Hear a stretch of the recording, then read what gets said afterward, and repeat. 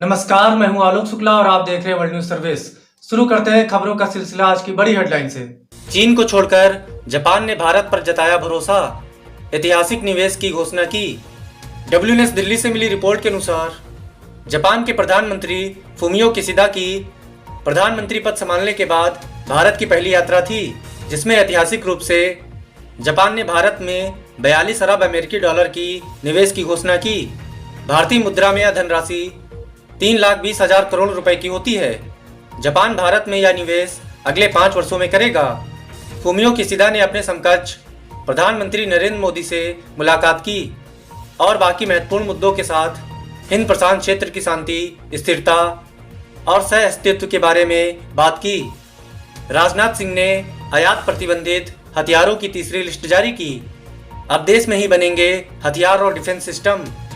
WNS Delhi से मिली report के अनुसार रक्षा मंत्री राजनाथ सिंह ने बृहस्पतिवार को 101 से अधिक सैन्य प्रणालियों और हथियारों की तीसरी सूची जारी की, जिनके आयात पर अगले 5 वर्षों तक प्रतिबंध होगा और इन्हें स्वदेशी तौर पर विकसित किया जाएगा ताकि भारतीय हथियार उद्योग को प्रोत्साहन मिले।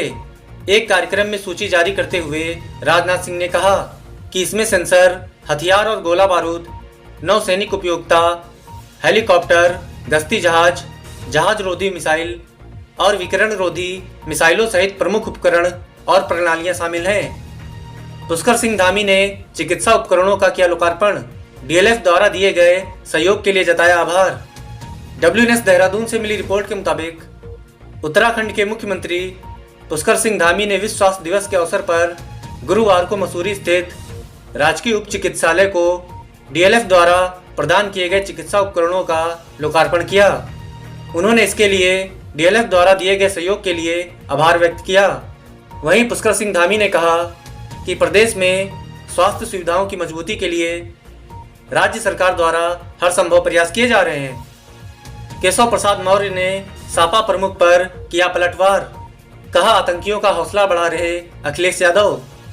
WNS लखनऊ से मिली रिपोर्ट के मुताबिक गोरखनाथ मंदिर के द्वार सुरक्षा कर्मियों पर हुए हमले के मुख्य आरोपी मुर्तजा को लेकर दिए गए बयान पर सियासत तेज हो गई है।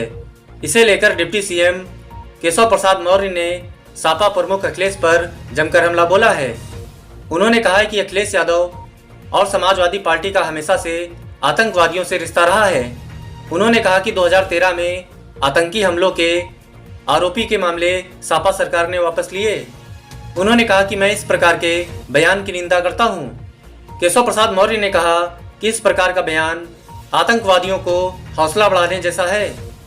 ममता बनर्जी बोली, देश की आर्थिक स्थिति बद से बदतर होती जा रही, कहीं श्रीलंका जैसे ना हो जाए हालात।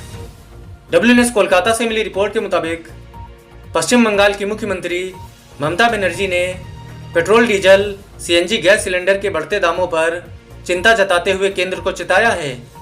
ममता बनर्जी ने कहा कि देश की आर्थिक स्थिति बद से बदतर होती जा रही है। मुझे संदेह है कि आने वाले दिनों में राज्य वेतन दे पाने में भी सक्षम होंगे। बंगाल की मुख्यमंत्री ने कहा कि केंद्र को निश्चित रूप से राज्यों के लंबित GST बकाये का भुगतान करना चाहिए।